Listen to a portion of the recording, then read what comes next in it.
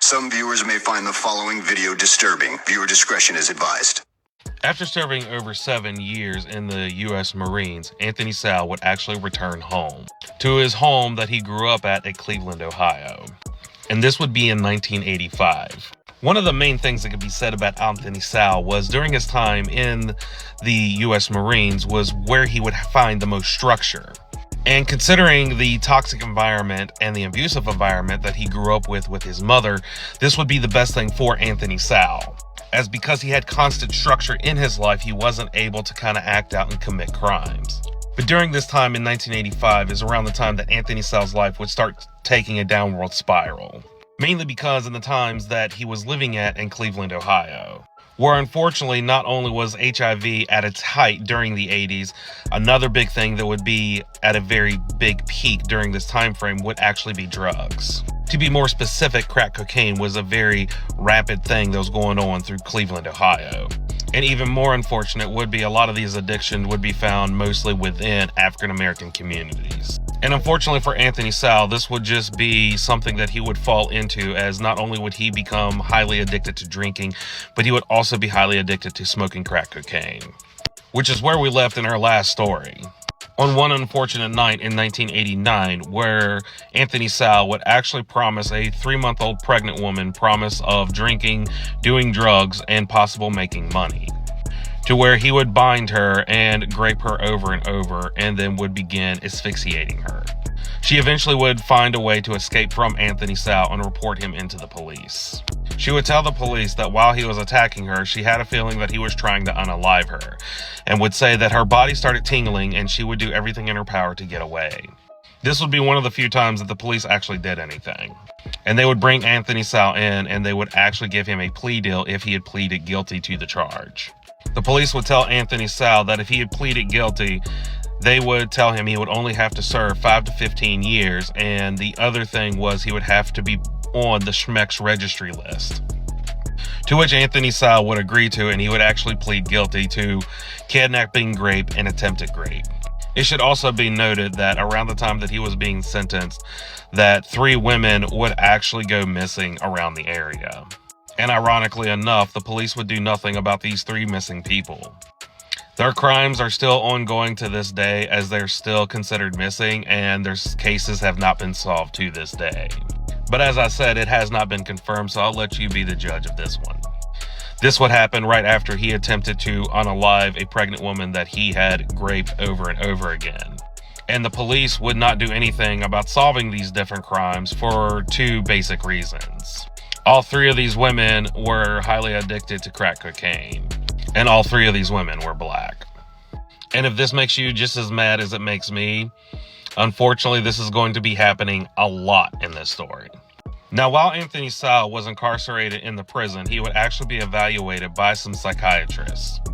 And this is probably what I would consider the most shocking point in the beginning of this story. As while he was incarcerated, the psychiatrist would diagnose Anthony Sowell as a low-risk offender. Considering the nature of his crimes that he was in prison for is really shocking. I can't for the life of me understand and comprehend the fact that this man not only abducted a woman, but raped her and had the intent of unaliving her. And because of the nature of this crime, the psychiatrist would diagnose him as a low-risk offender.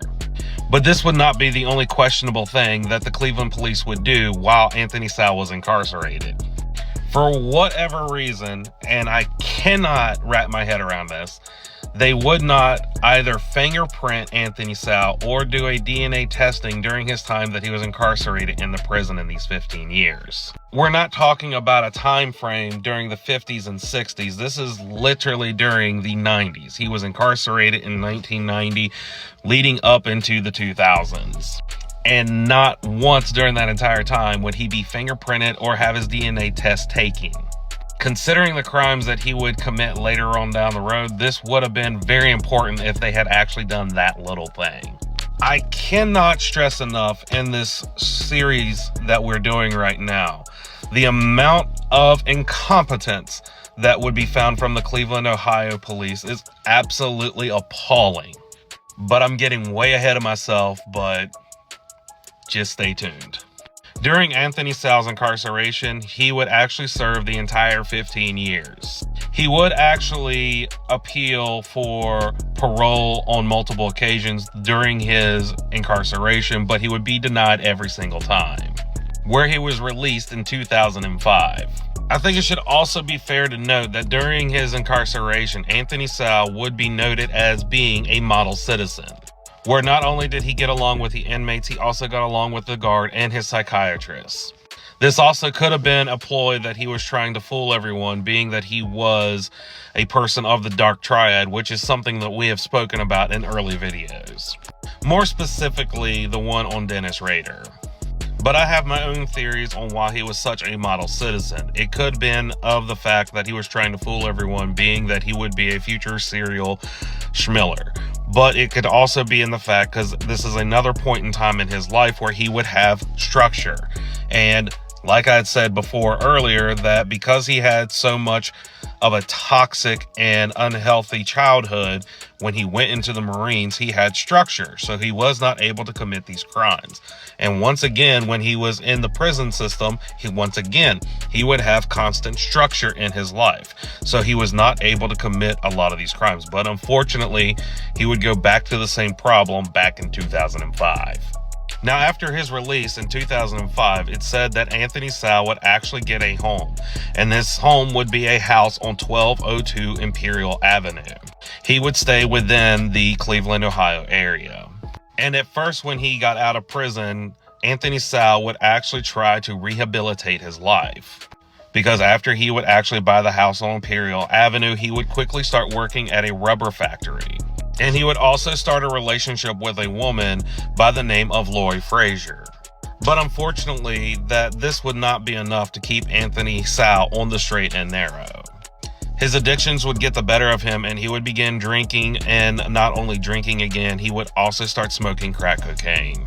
And it had gotten to the point that he would actually prefer his addictions over actually going to work on a daily basis. And because he worked at a factory and he was just blatantly choosing not to go to work, they would eventually let him go and terminate him from his job.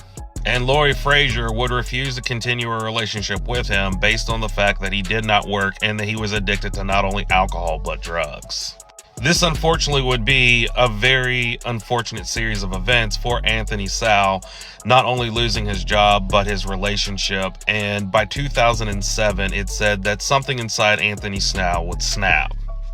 But he really had no one to blame other than himself, as all of his shortcomings that he had had up until this point were based off of shortcomings that he had happened to him based on his own decisions.